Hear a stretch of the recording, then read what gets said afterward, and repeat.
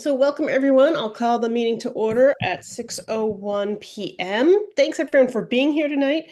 Are there any changes to the agenda? I just have one, which is introductions, because we have some new members of our exec board here. So as I was saying earlier, Gretchen, who's the also new member, is unable to join us tonight, but she will be with us in October. So I thought we would just give brief introductions to make sure we all knew each other. Your elevator speech, 2 sentences or so. Your name, your town, and your interest, or if you hold other positions in your municipality or town. So I'll just introduce myself. My name is Gabby. I live in Guilford, and gosh, I've been on this commission for probably almost a decade now. I don't know. Yeah. So thanks everyone for joining us. I'm really excited about the new slate of members. I think it's just a really strong group overall for a number of reasons. So I'm really excited to be a part of it and to be able to chair this group. So thank you all for being here. With that, I will call you in no specific order except in the order you're on my screen. So Bonnie. I'm Bonnie North. I'm from Rockingham. I've been on the commission, I think, 7 years, maybe 8. I don't know. I'm on the Rockingham Select Board and involved in several other, like the Bellows Falls Historical Society and Library Trustee, and I don't know, stuff like that. Thanks, Bonnie. Stephen Chait. Hello, I'm from Halifax. In Halifax, I chair the Conservation Commission, and I also represent the town on the Wyndham Solid Waste Management District Board of Supervisors. And in Wyndham Regional Commission, I chair the Transportation Committee. Thanks. Anne? Ann Gallo from Newthane. I was on the select board for 4 years, and now I am splitting my time between Newthane and New York City. Excellent. Bill Dunkel? I'm Bill Dunkel. I live in Wyndham. I'm the head of the Planning Commission here. I'm also the Town Energy Coordinator, and I've been on the WRC for, I don't know, I guess 8 or 9 years. Thank you. Great. Well, thanks for joining this group as well. Steve Lemke? Steve Lemke from Guilford. I'm the floodplain administrator in the town, and I'm part of the Guilford, the Green River Village Preservation Trust group on the most local of levels. So a number of other do-gooder things wrapped around the environment and conservation. Excellent. And Rick? I'm Rick Count from Rockingham. I serve on our town select board with Bonnie. I am in my second year as a commissioner at Wyndham Regional Commission. I serve on the boards of the Main Street Arts Association and the Nature Museum. And transportation, bike, ped stuff is one of my interests. Excellent. And I think you all know Chris and Inessa, so I'm not going to have you introduce yourselves. But if you don't know them, feel free to email them, and if you want to talk or if you have any questions. Everybody, all staff, as you know, is really open to speaking to commissioners. So with that, I'm going to go right into our agenda. I know, Rick, I think you have to leave it after 45 minutes. So just everybody is aware that he did give me a heads up on that one. All right. Administrative reports are next. The secretary's report from our August meeting, our August 12th meeting. The link was provided to you. Hopefully everybody had a chance to look at it. I didn't see any issues, but I would entertain a motion to approve the August 12th meeting minutes. Oh, thank you. I think I saw Stephen Chait and then Steve Lemke as a second. Any discussions, comments, corrections? Hearing and seeing none, all those in favor, raise your hand.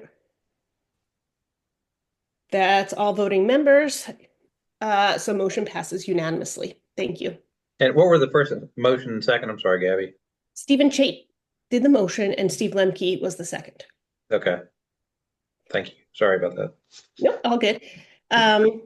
Moving on to our proposed staff compensation adjustments, and thank you, Inessa, for both being here tonight and preparing the memo in advance so we could have a look at it. There were two distinct issues. The first was, end of year bonuses for salary adjustments for staff.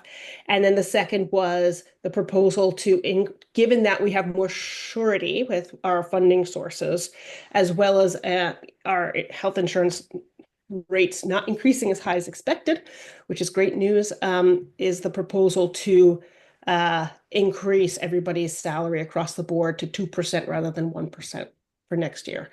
So with that, I'll turn it over to Inessa, you and Chris. Thank Yeah. you, Gabby. Chris, yeah, go ahead. Yeah, so it's relative to last year, and I think the prior year it's a fairly modest proposal. But this year, yeah, what I asked Inessa to look at was what was a reasonable kind of lump sum payment for each staff member to receive as a end of this fiscal year salary adjustment, and we felt like we could comfortably do 1,500. And then for Inessa came to me actually about, hey, we've got more room in the budget to accommodate a greater salary increase, and especially taking into, as Gabby noted, taking into account the health insurance rate increase being considerably less than what we had budgeted for. So there was more room in the budget, and as the memorandum notes, it's because of that, even though we're proposing a 2% increase for staff, with the insurance rate being less than anticipated, our overall expenses would actually be less than budgeted by about $4,000. But and that's anything you want to add about your comfort level on this, or anything that? Yeah, I think I feel comfortable, especially with the cash flow. Right now, we at the end of the year will have close to 200,000. So that feels good. This adjustment to salaries will be about 25,000 additional costs. That includes the payroll taxes, and a little bit of increase in VEMR's, the state retirement, when we'll disclose that. So yeah, I feel fine. With the first proposal for this, for the full commission of this budget for the next year, we also slashed some benefits that is in support for some other, like a co-pays and things like that. So they will be staying, and I feel they're fine. I think the personnel will be happy with that. So there was a little bit of room for, salary increase. I feel like that's the best choice for us. Okay, great. And just to remind members and to let the new members know, this is generally, we're very conservative. So we tend to want to make sure that people's salaries are consistent throughout the year, that we don't overpromise or have to, make any downward adjustments throughout the year. And then if we have an overage, or if we think we can manage it, we do an end of the year salary adjustment, since we then have a sense of what our funds actually are. Yeah, Bonnie? Yeah, so that sounds great for this year, but what about next year? Might we have to take some of that back? Yeah, no way to know. Staff know that, and there's literally no way to know, because the impacts are going to be from impacts probably to the overall state budget, and it's going to the big influence is going to be our core funding that we receive from the state that's based on the property transfer tax. Are they going to have to put that money towards something else? So staff, I've been real candid with staff, about not wanting to inflate salaries beyond what's sustainable. But for 27, we just don't know. So staff will accept that if it comes to that, right? Yeah, I think, yeah. And the other benefit to this too is that I'm not anticipating this, but I'm just gonna lay it out there. VEMR's, when it comes to retirement, what you ultimately, the basis for how much you get through if you're participating in the defined benefit program, pension, is based on your top 3 years, and So I'm not anticipating that like this is going to be like our peak and suddenly we're all going to be, look at have decreasing salaries. But I think, because we can manage this reasonably, if we can do this increase this year, it will help for the VEMR's basis. Not anybody, well, actually Sue Weston will be retiring at some point, in the next few years. But it's not, that's not a big reason to do this or not. But it does have consequence with that, with that benefits calculation, but again, I'm not anticipating that, we're at the apex of what we're going to be able to offer. But if we really do, if the economy and federal funding and other things really do take a long run hit, that is a possibility. So. Okay. Yeah, we probably will lose our youngest staff in a year or two, so there some room will open up in She's salary. saying that because Anand, he serves on a limited term for over a fiscal year, and we renew it. And he's Yeah. already told us basically he's anticipating wanting to depart after his second year so that he can go back to graduate school, or because I mean he came to us fresh out of undergrad, and so it was never anticipated that he would necessarily. So just so Vanessa's not, we're not running young people off. We'd love to keep them. We would like to keep them, yes, especially Anand. He's a great addition. Yes. Yeah. Yes, Stephen Chait, and then Steve Lemke. Yeah, in terms of this, the 2025, it's a salary adjustment. It's not a bonus. Is that correct? So the salary adjustment fits into their tax structure as salary? It's all income, no matter what we call it. I just don't like the term bonus for a public agency. Right. We're not a for-profit organization. It's not we're working on commission or something. So I just prefer to call it a salary adjustment. It's just my preferred terminology. So, but as a salary adjustment, it's taxed at their salary rate. Correct. Not Yes. at a different. Right. Thank you. Correct. Yes. People won't receive 1,500. Will be a little bit less after the tax applied. Yep. Thank you. Correct. Steve Lemke? Chris or Anessa, if we go with things as they're proposed here, will the staff be pleasantly surprised? Will they be expectant of this and say that's good? Will they think it's low? What's your general take on what they either know about this at this point or what they might be expecting? I don't think they were I don't think they were necessarily expecting a bonus. So I think anything. I mean, Anessa, I'll just speak, but you can speak for the staff too, and based on what you've heard. But I think they were hopeful that they might get something, but didn't know. And again, I've just been very candid. I think I've said this numerous times, just based on personal experience working for another organization where there were lots of surprises. I just prefer to kind of keep them up to date, not hide anything, just kind of say we'll do what we can. And I think they also know that just the commission exec board has a history of doing putting money into staff, as opposed to new carpets. And that's got an estimate on what it would cost to replace our 40-year-old carpet in here. But yeah, and as far as the salary increase, I haven't talked to them about that, so that would be a pleasant increase. It's not going to be a huge number for anybody, but it's better than 2%. Is better than 1%. So yeah, I think that healthy growth, year after year, not huge jumps or so, is very important for people to feel that there is a little bit of increase every year. So yeah.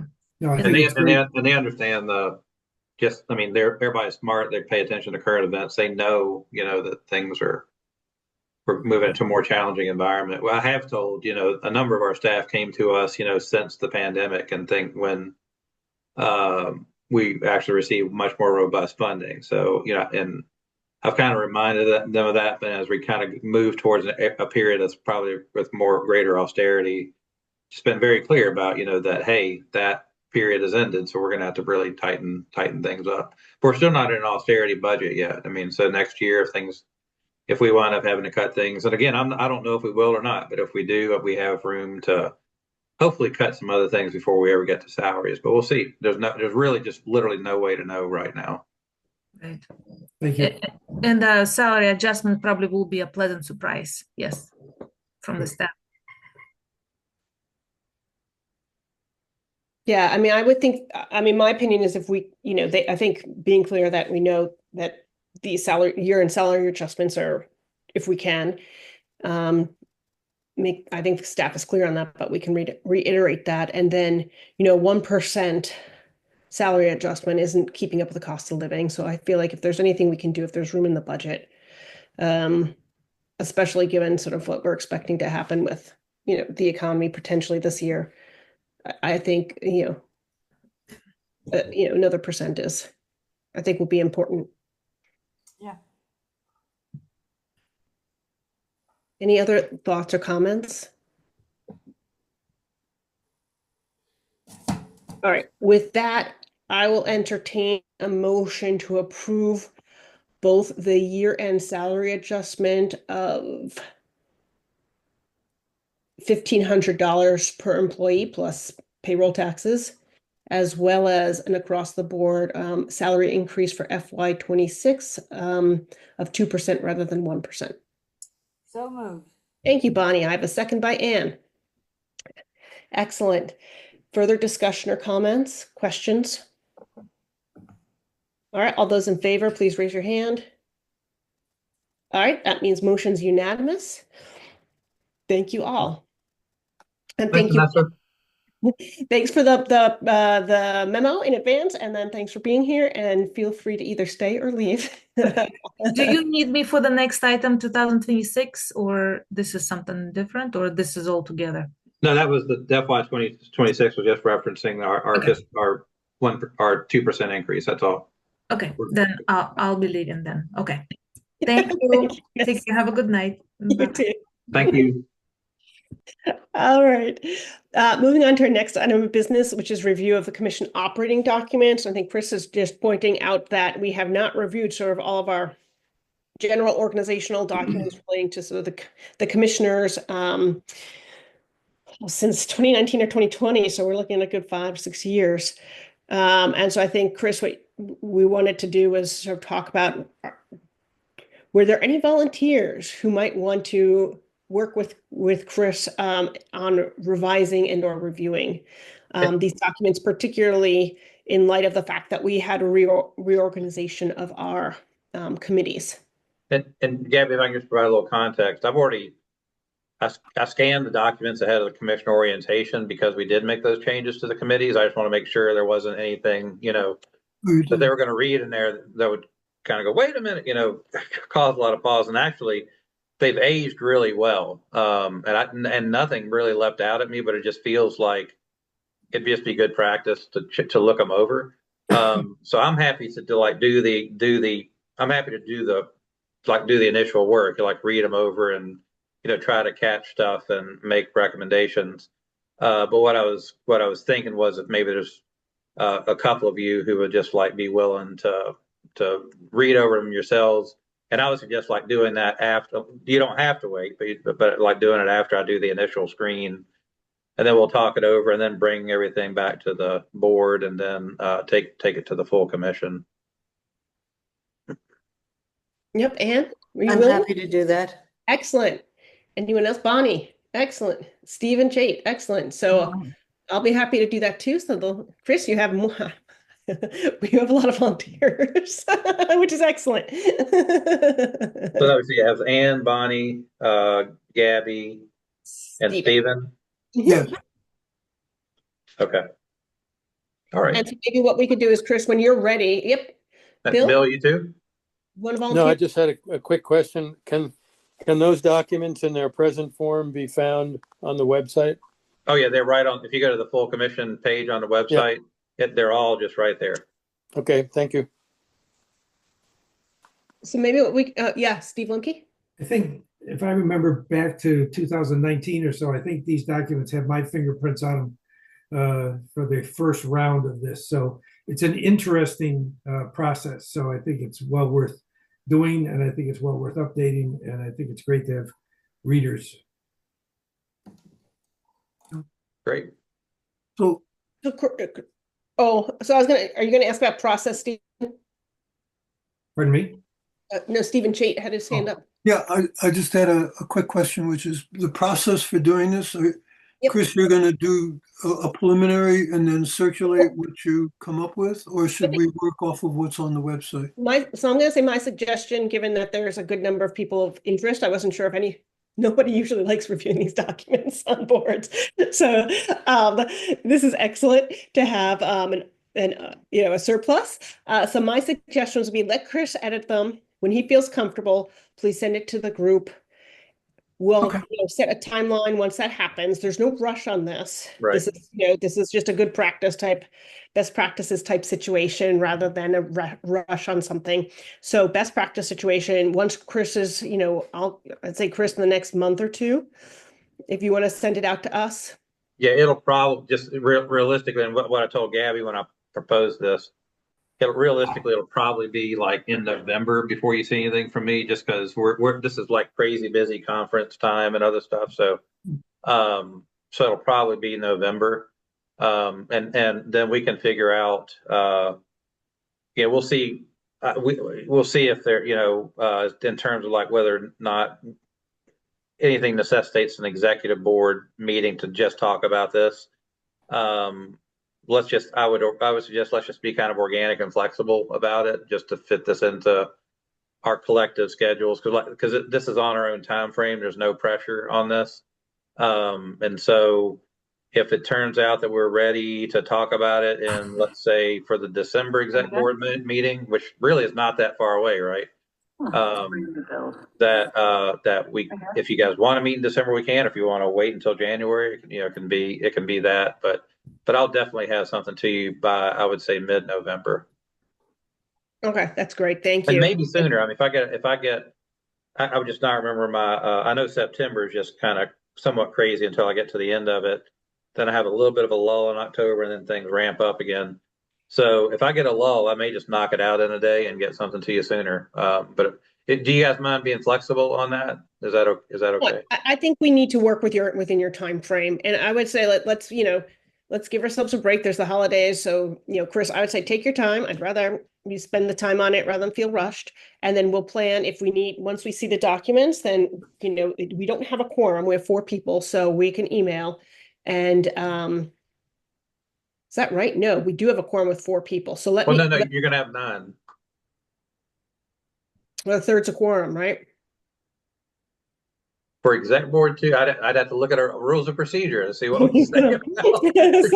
so we'll firm everything up, but let Chris and I will then propose a schedule. But let's plan to say, in the new year, in January, we'll try to start off work on this in the new year. I'm 99% sure, 99.99% sure that for exec board, we require a standard quorum of half of all members present, because that we've not been able to do business with less than that.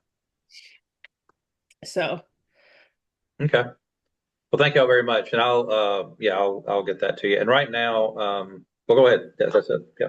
I don't know that we need a vote on this, Gabby. I think we're good. All right. So thanks for volunteering. Moving on to the executive director's report, Chris. I really don't have much. So thanks for doing this. Right now, unless something pops up, you guys have been doing a lot of work. I don't see the need for an October exec board meeting, but I'll talk to Gabby about that. But Gabby, I don't know how you feel about that with some new members, but I also figure you probably don't want to meet just to meet. Yeah, let's see when it gets closer. What if there's any decisions to be had? Okay. Just so the new members, again, I think everybody's very busy who's on this committee, so I try not to meet if there isn't actually a decision that needs to be made. So for the new folk, for Bill and Rick, if we don't meet, don't take that as a personal affront or anything. So next week, we're doing this 4-town flood adaptation charrette with Wilmington, Dover, Reedsboro, and Whitingham. So that starts on Monday, and the idea here is we're going to do like a rapid visualization with a visiting design team to just kind of help those communities think about like certain places about what kind of evolving up and away from flood hazard areas might look like. And then I met with the following that.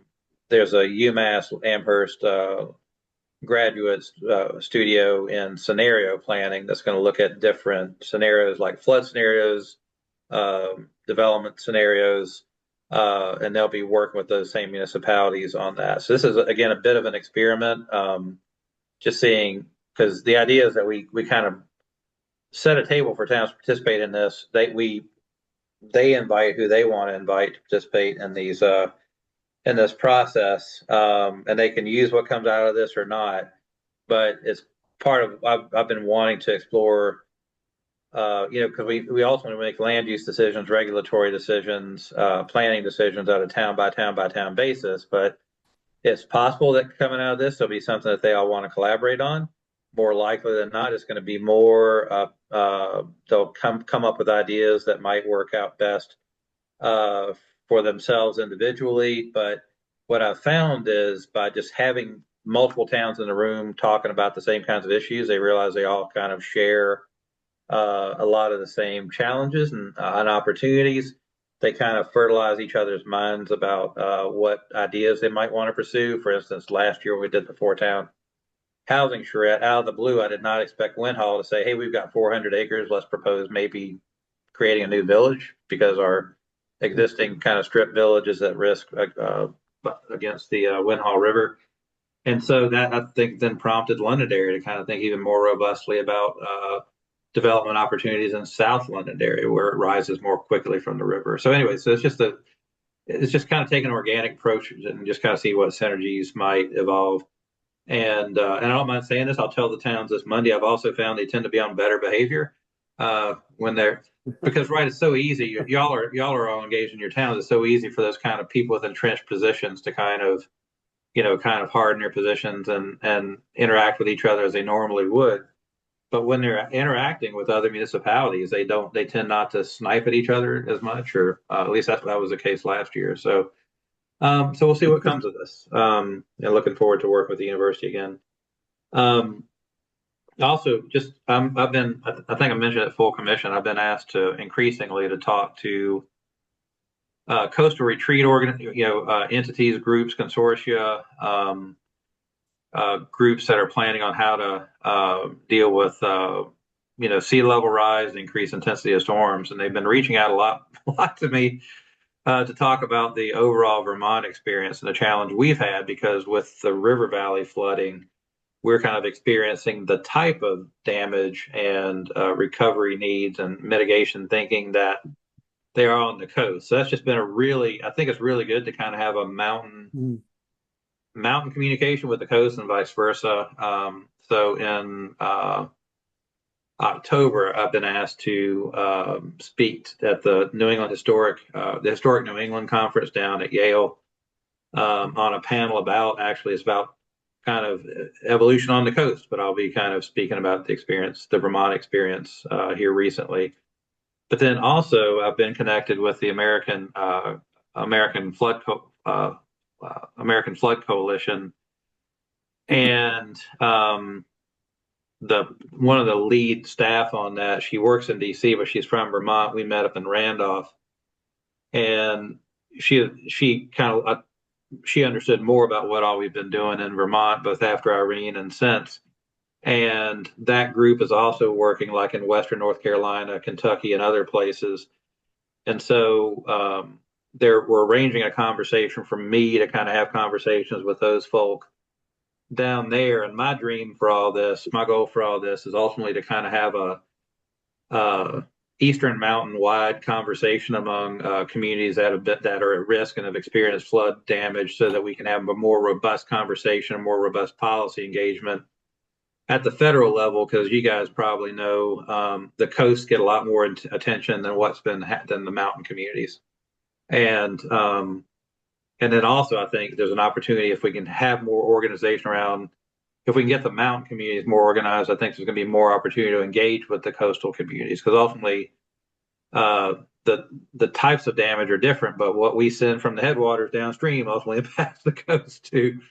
So I think just trying to create a more robust policy discussion at the federal level about what the needs are. I think that'll be really helpful, and also just kind of for everybody to kind of realize that Vermont's not alone, Eastern Kentucky's not alone, Southwest Virginia, Western North Carolina, Northern New Jersey, Catskills of New York. We're all going through the same stuff. So it's just kind of interesting, just the connections that are getting made. And it's funny too, because then I wound up in a conversation about what the Vermont Staying Connected Initiative, which is about habitat connectivity, but it also ties into adaptation and resilience and a habitat scale, and then the co-benefits related to like headwaters protection, flood, multiple hazard mitigations. Had a conversation with somebody working in Western North Carolina.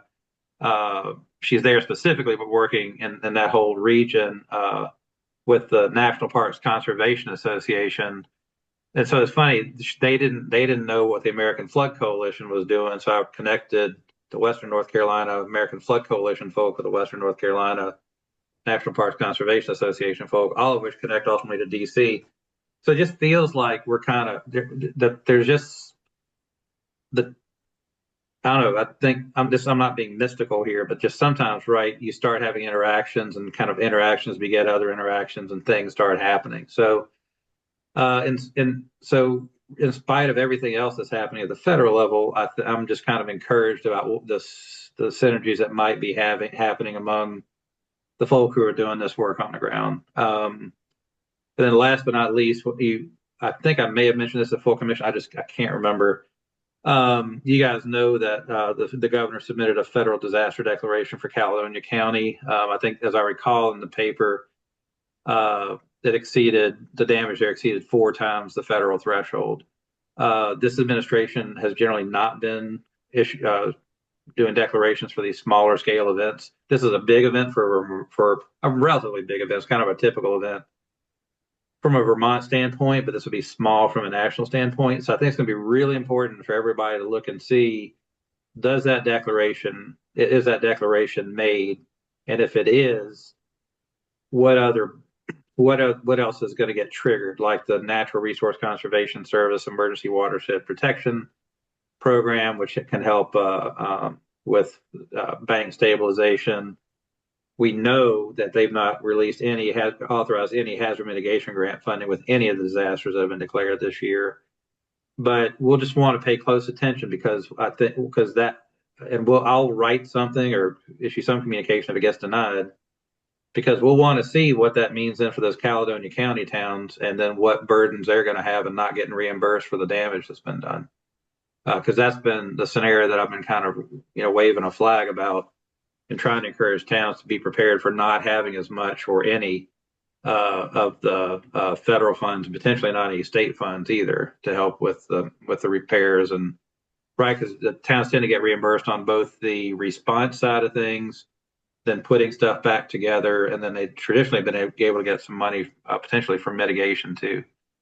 So this could potentially be a really big deal, this change, because our typical storms are like what happened in Caledonia County. It's some cells, repetitive, training of storms, and the damage is more localized as opposed to statewide. And that's one of the reasons why we've had 10 federal disaster declarations since 2019. And so let's just pay attention. I don't know what we do. I don't know what the solution is, other than be ready for it. And as I've advised, have lines of credit ready, set aside, don't give back the surpluses, maybe, or think about don't give back the surpluses. If you have tax surpluses, may want to literally put them into a rainy day fund.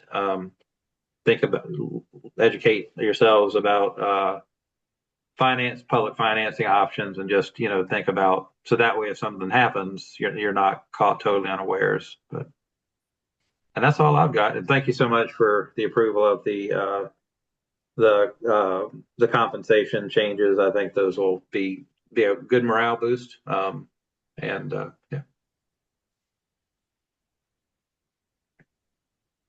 Steve?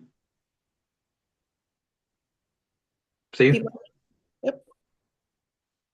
Lemke? Steve? Yeah, Chris, this may be off topic a little bit, but is it typical for most towns or no towns to have a standing line of credit I don't really know. I first became aware of it when after Irene, Grafton did a really good job preparing kind of ahead of the storm, like in the days ahead, and they had established a line of credit to help with the cash flow. And so that's where, I mean, I was kind of new to what the thinking needed to be. That was several disasters ago, many years ago, but it's just a good thing to have. Just like we have lines of credit, right? Yeah, I agree. Thank you. Because you don't want to do it in the moment. Right.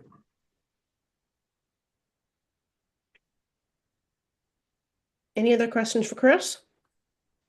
Are y'all okay with this engagement that I'm doing? I mean, it's not for fun. I mean, it's because to me, it like ultimately brings resources, interest, engagement in our region. It helps, you know, it's not, this isn't for me, it's to like, I figure, yeah, I've said before, you know, if you go upstream and try to deal with the problem, it makes it easier to kind of deal with everything once it gets down to you. So that's kind of my approach to stuff.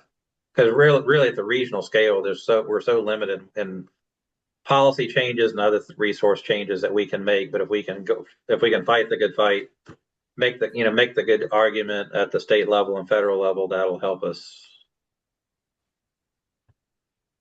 All right. And did you have a comment, or were you just? I just was going to support what you're doing and just say that I think it's the critical component of your job is that outreach and networking, because it brings so many benefits back into us as well as informing us what's going on in other regions. I think it's critical. I'm glad you're doing it. Thank you. Okay, good. I see a lot of heads nodding in agreement with Ann's statement. So go forth, Chris. All right. Next up is committee chair reports. And I don't know if this is the time for any committee chairs to bring to the group anything you think is relevant for your committees that the entire group needs to be aware of. All right, I see and hear nothing. So I'm assuming everything's going well. Yeah, Ann? I just have a question, since we disbanded, I guess you could say, some of our committees. I'm just curious if there's been any feedback or any reaction. I presume some commissioners are therefore not on any committees. Is that correct? And I'm just wondering if you've gotten any feedback. I mean, other than the miscommunications around our new commissioner from Halifax, not getting him appointed to the committees that he wanted to be appointed to. Other than that, I haven't heard anything. Okay, great. And my hope is that it actually, and Steve, I don't know if you had any conversations. My hope is that it maybe made it a little easier to recruit members to the executive board, because not everybody's expected to chair a committee anymore, and you don't have additional committee hours necessarily in a given month. Like right when you've got exec board, maybe you serve on a couple of other committees and you got full commission. That can be a lot of hours in 1 month. So No, that was certainly the two things that were selling points after the pleasure of being on the executive committee or commissioner was that we only meet if there's a reason to meet, and there's no obligatory committee chair just for the sake of doing it. So the ad hoc committees I think are important to consider, but I think it's a good structure right now. All right. It's good to check in on that. Thanks for reminding us, Ann.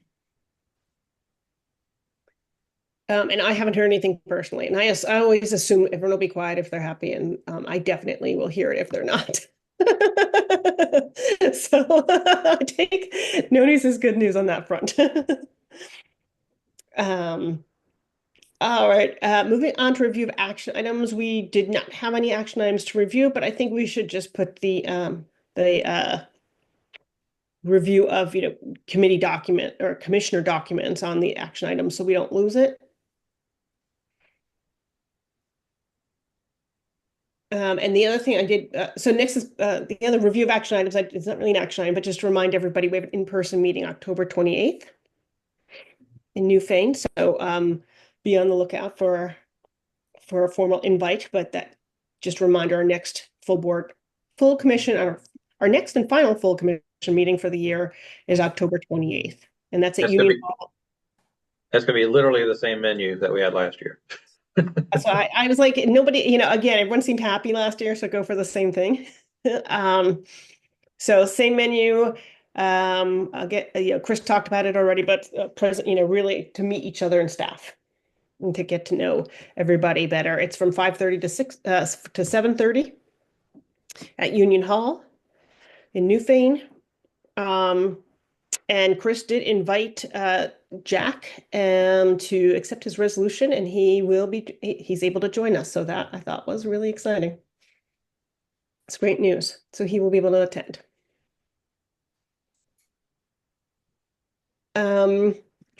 Moving on to public comment. This is the time for anyone to make an announcement or state something that wasn't on the agenda to be discussed. Yes, Steve Lemke. You want to see Green Mountain Power start burying all the overhead wires. You can come down to our road, River Road in Guilford, and see it all in action every day. So it's remarkably efficient. You can get by, and I mean, there's a lot of activity, and once in a while you get stopped for a short period of time, but they're not closing the road or anything else. They're just doing it. They are. I mean, they are. I got caught and I couldn't get across the bridge, so Oh. I couldn't rave too much. I couldn't get to work. But it's great to see the hardening happening. Any other public comments? Yes, Stephen Shate.